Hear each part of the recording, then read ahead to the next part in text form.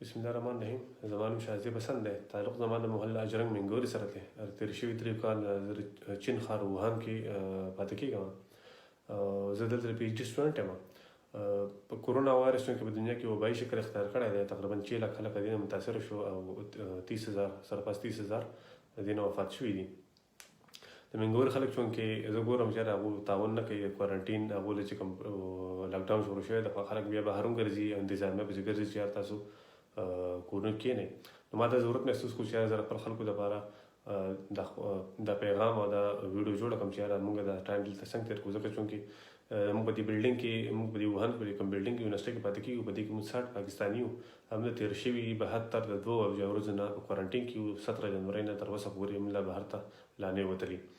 د دې ویډیو په ذریعه باندې تاسو ته څو خبرې کلیر کړم چې یاره کرونا وایرس څه شی دی او دا چین کې څنګه راغی او بل پاکستان کې حالات څنګه دي او دا په کوم حالت طرف ته ځي او د سورسز څه دي. ځکه چې پاکستان کې زموږ د خلکو کلتور او ثقافت د نور خلکو نه ډیفرنټ دی. هلته د دې سورسز هم ډېر زیات سیوا دي د خورېدو.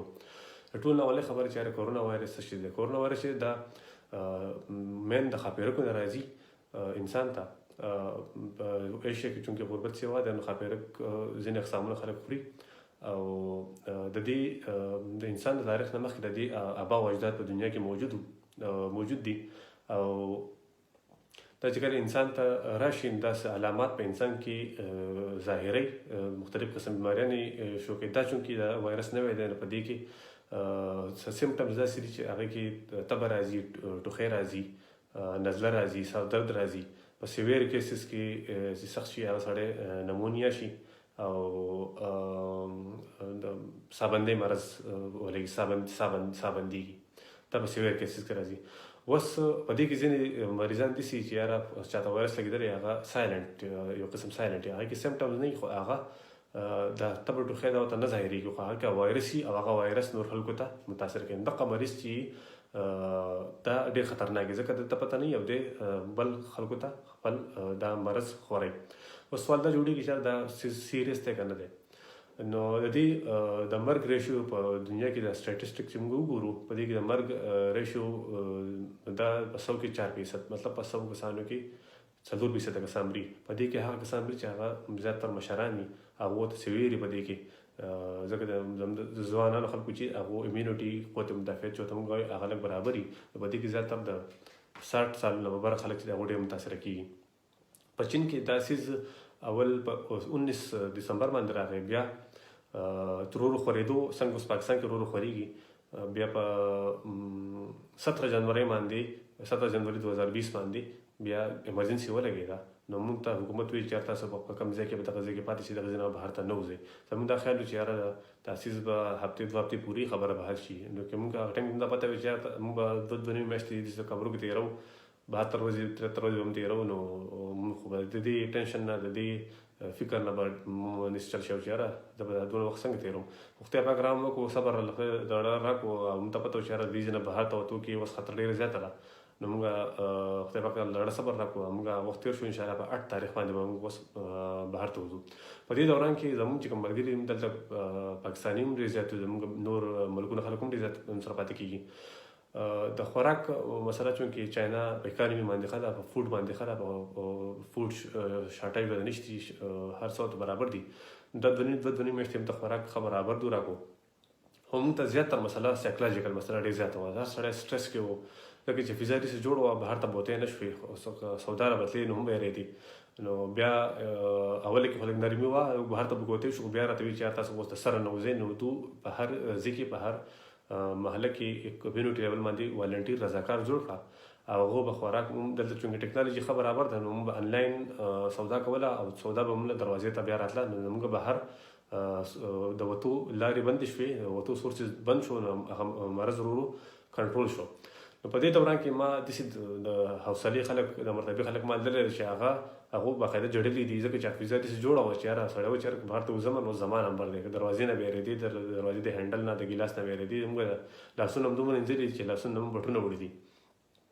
په هره ورځ بهر ته به ووتو رابلو، د کپړو نه به یېرېدو، کپړې به مو زر وینځلې. هغه فضا داسې جوړه وه چې یاره کار پکې نه کېدو. سایکولوژیکل ټینشن نه ډېر زیات و، فوکس په یو څیز باندې نه کېدو ځکه چې حالت داسې و. خو بیا د وخت سره حالاتو سره بلد شو. ټینشن راته په دې ځکه د مسافر سړي ټینشن د نورو په نسبت باندې ډبل ځکه چې د کور والا هم فکر کوي او هغه ته هم ډېری رپورټ چار نن خیم برابر جمع. بل چاینیز ګورنمنټ زموږ ډېر خیال ساتلی، مطلب هر ورځ به رانه تپوس کوو، ګروپونه یې رالوي کړي وو، یاره هر ټیچر هر استاد به رانه تپوس کوو چې یاره ستاسو نن ته به شتي نشتي، تا ته نن سمه سره شتي نشتي. نو دور راله به لږ شانتي حوصله برابر کړه ځکه موږ د غیر ملکي وو، نو دوی به د خپلو خلکو په نسبت زموږ ډېر خیال ساتو. دغه شان بیجینګ کې کوم سفارتخان د هغو به رالو ډېر تپوس کوو. زموږ درتله پاکستان ته بیا نه کېدو ځکه چې بهر سورس ایرپورټ ته تلو نو هم خامخا یو کس ته به خامخا رسید په لاره لګېدو. اوس خبر دا سره چې چاینا د 80-88 هزار نه زیرو ته څنګه راوستو. د هغې مین ریزن دا و چې دوی هر ورځ د خپل عوام د خپل خلکو شکریه ادا کوي چې یاره موږ ستاسو د 88 هزار نه زیرو ته راغلو. اوس نوی پیشنټ په چاینا کې نه راځي. د خلکو ډېر صبر وکړو، په کورونو کې پاتې شو، خوراک مراک ورته پوره شو، هر څه برابر وو. نو اسیز دو کنټرول کړو. دا وایرس د یو انسان نه بل انسان ته ډېر زیات زر خورېږي. او لکه یو زه به تاسو اگزامپل درکړم چې یاره دلته یو په ټرین کې یو هلک سفر کوو او هغه ته پته نه وه په هغه کې د اثرات شروع شوي وو. په ټرین په بوګۍ کې تقریبا 40 نه والا 50 کسانو پورې په یو بوګۍ کې راځي. دی چې په ټرین کې سفر وکړو دی به سوال هسپتال ته لاړو. نو هسپتال ته چې لاړو نو هغه وویل چې یاره ستاسو په تا کې خو وایرس ته پازیټیو وي. هغه دوی تاسو چېرته سفر کړی دی که نه دی کړی؟ نو هغه ویل چې یاره زه پرون پلانکي ښار نه پلانکي ښار ته په ټرین کې راغلی یم. ټیکنالوژي باندې دوی تیز دي. نو دوی د ټرین انتظامیې سره بیا رابطه وکړه چې یاره تاسو د دې هلک سره چا سفر کړی ټول کانټیکټ مو سره شیر کړئ. ټول سره کار وکړو. په بوګي کې چې کوم کسان ناست وو په 40-50 کسانو کې د نیمه نه زیات خلک په هغې کې متاثره شوي. یو کس تقریبا په سلونو خلک متاثره کولی شي. بل اوس زه ځینې خبرې د پاکستان په تر وکړم. پاکستان کې د دې سورس ډېر زیات سیوا دي نورو په نسبت باندې، ځکه چې زموږ خلک زموږ د کلتور زموږ ثقافت د نورو خلکو نه سیوا دی. زموږ یو بل کې ګډون، زموږ یو بل کې ناسته پاسته ډېر زیاته ده. په هغې کې اولنی سورس چې زموږ جومات شو، یا جومات کې مطلب یو سړی مانځلی ځي په کارپېټ باندې یو سړی په هغې کې وایرس دي او هغه مونځ وکړو، سجدې وکړه یا په کارپېټ باندې هغه مطلب پرنجی وکړو، نو هغه ټوخی وکړو، هغه وایرس کارپېټ باندې پرېوته. بل سړی چې روغ سړی راځي په دې باندې بیا مونځ کوي هغه کوي. نو ځکه خلک ډېر ځي راځي نو خامخا بل انسان یو انسان بل انسان ته ډېر زر ټرانسفر کېږي. نو ځکه چې دا وایرس چې ده په اټماسفیر کې په آوټسایډ انوایرمنټ کې دا په ډېر وخت ډېر غنټو دپاره ژوندی پاتې کېږي. دې لارې په اسانه باندې ختمېږي نه.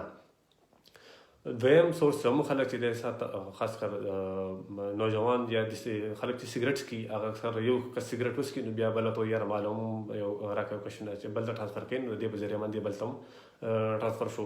یا څوک نسوار یا توکاڼې موکاڼ کوي یا هغې د لاس هم په هوا په ذریعه باندې دا لګي. بل د دې نه علاوه که څوک شاپینګ له ځي بهر ته، دکاندار اوس فرض کړه په هغې سمټم دي، په هغې اثرات دي او دی د سودا بل له ورکوي، نو د لاس باندې ته ټوخی موخی یا سر د پوزې لاس سترګو لاس وراړی دی. نو ده چې سودا ورکړه په شاپر کې ځان سره دا شیز ویوړو، شاپر په دې نیو کې ځان سره راواغوست. نو ده چې کور ته دا ویوړه، اول خو د لاس خراب شو، بیا چې کور کې د شاپر سره د چا انټراکشن خامخا راځي، نو ټول ته سورس پرووایډ شو. نو د دې څیزونو به ډېر خیال ساتو. د دې نه به ځان ساتو څنګه؟ اول خو د ټول لاسونه انځل هر 15-20 منټ پس عادت جوړ کړئ چې تاسو په لاسونه هر ټایم 20 سکنډه پورې ټول لاسونه برابر انځئ. دویم ماسک ډېر زیات ضروري دی. ماسک تاسو بهر ته وځئ نو ماسک نه یا بل څه رومیال یا څه کم سے کم د مخ پټي. دریم چې ټوخی موخی یا پرنجی درشي په وځي کې هر چا چاپېره مطلب خلک عادت جوړ کړي که څوک سره وي او څوک سره نه وي. اول ټیشو نیسئ، دغه نیسئ، رومیال نیسئ، که نور څه نه وي دا سنګل دی پوزې ته مخ ته نیسئ چې دا په هوا کې نه سپریټ کېږي یا وځي کې نه پاتې کېږي. بل اوس که فرض کړه یو کس ته سمټم شروع شو او هغه ته علامات شروع شو او نو ټول ښه خبردار چې په کور کې پاتې شي، په کمره کې یوازې پاتې شي، یو جدا کمره کې پاتې شي، خپل کمره کې خوراک وکړي، ځکه د اکثر زیاتره بیماري په دې ورځو کې د نارمل دغه ډېر زیات دي. تبه ټوخی هر چا ته راځي. نو خلک بیا ویلېږي چې ما ته خو علامات شروع شو، تبه ټوخی خو په دې کې دی. نو اکثر په دې کې د خپل علامات دي د عام سړي. نو هسپتال ته ضرورت ځکه نشته چې یاره زموږ خو نن سبا او پی ډي او ایمرجنسي باندې ډېره ګڼې. نو چې دا خلک هم ورمات شي نو دا زموږ د هیلث سیستم دونه مضبوط نه دی چې دونه خلک بیا کور کړي. نو په کور کې کمره کې په خپله کمره کې د یوازې پاتې شي، خوراک مراک به هم برابر کړي، منټلي هم دی برابري. که ټیک شو په 3 ورځو کې نو ټیک نه شو، سویر شو، نو بیا به دې خامخا بیا هسپتال ته بیا تاسو رجوع کوئ او کوم ګایډلاینز دي هغې به تر باندې به بیا تاسو ځئ.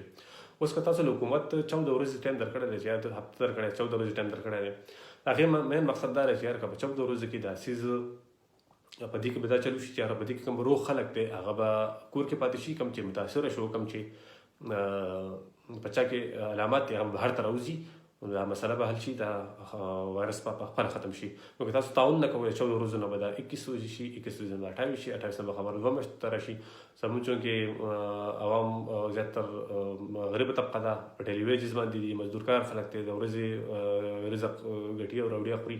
نو تاوان زموږ دی، ځکه که را چین کنټرول کړو، چین سره پیسه شتي، معیشت شي، د 2 میاشتې دلته خوراک مونږ ته د ټول چین ته پرووایډ کړو. یو څیز په چین کې ما مخکې ما ته په حالاتو د وایرس نه مخکې په 70 روپۍ کارټن ما د دې ځي په پیسو اخیستی دی. په دې سخت حالاتو کې ما ته هغه کارټن په 70 روپۍ میلاو شوی دی، ښه میلاو شوي راته هم دي، هر ټایم مې اډر کړي دي، لکه دې څه کمی دلته نشته. نو خو مونږ ته دغه مسالې تاسو په ذهن کې کېدی چې یاره دغه مسالې مونږ ته شتي. بله خبر به تاسو ته وکړم چې یاره زموږ د مشرانو به تاسو ډېر زیات خیال وساتئ. مشران به تاسو بهر ته مه پرېږدئ، ځکه چې هغو ته دا سیز لږ شانتې په خطري سټیج کې بیا ځي. مشران چې کور کې وساتئ، مشر سره زموږ انټریکشن ډېر زیات راځي، زموږ والد صاحب، زموږ مور بیبي، یا د دې نه علاوه زموږ نیانې که هغوی یو خدای مکړه یو پکې متاثره شو، د هغو سره د ټولو ماشومان د ټولو انټریکشن راځي، ټولو متاثر کېږي. که د بهر نه یو کس هم راځي دا ټول به بیا متاثره کوي کور والا. نو یو کس یو کس چې د سودا لپاره مختص کړي چې د کور نه به یو کس سودا له وځي، ټول کسان سودا له مه وځئ. ماشومان په کور کې وساتئ، ماشومان د کور نه بهر ځکه مه وباسئ په دارو کوڅو کې، هغه ویمې کوي یا یو بل سره لبې کوي، نو هغو ته هم هغو سورسز به ته هم ډېر زیات دي. نو یو کس سودا له مختص کوي یا یو کس به ځي سودا به کوي او هغه به ډېر خیال ساتي چې یاره سودا رالي یا بهر میلاویږي، چې په طریقه باندې میلاو شي او راشي ډایرکټ خپل لاسونه وینځي، شاپر واپر یا څه سیز یا څه ټیشو سره په لاس کې هغه زر خپل دغه ته ورسوي، ډسبین ته ورسوي، ختم یې کوي. بل زه به خپل خلکو ته، خپل مینګوري، خپل عوام خلکو ته، خپل سواد خلکو ته، کوم چې مخیر حضرات دي، کوم چې د خدای په رحم دی، مال دولت سره برابر دي، هغو ته به زه یو اپیل وکړم، یو ریکوست ورته وکړم چې یاره چونکې دلته په چاینا کې دا بېدینه خلک دی، د دې سیز ډېر خیال ساتلی، لکه د چا چې کرایه وه کرایه معاف کړې ده 2-3 میاشتو پورې، د چا څوک چا سره نوکر و یا څوک دغه خپل حده پورې خپل خدمت خپل وس کړی دی، هغو له یې پیسې ورکړي دي، هغو له یې خپل تنخوا پوره ورکړې ده. زه به خپل خلکو ته ووایم چې یاره زموږ دپاره دا خو د مزدور حق هم کېږي، ځکه چې دا حالت چې دا د قدرت ته راسه راغلي، دا چې د انسان د لاسه داسې نه دي، خو قدرت جوړ کړي دي. نو تاسو به مهرباني وکړئ دوله د تنخوا منخوا یا که راشن ماشن دا ورته هڅه پوره کړئ. نو دا زموږ دپاره زموږ د هغو حق هم شو او زموږ دپاره د ثواب کار هم دی. الله هم حفاظت وکړه او خپل خیال ساتئ. مهرباني.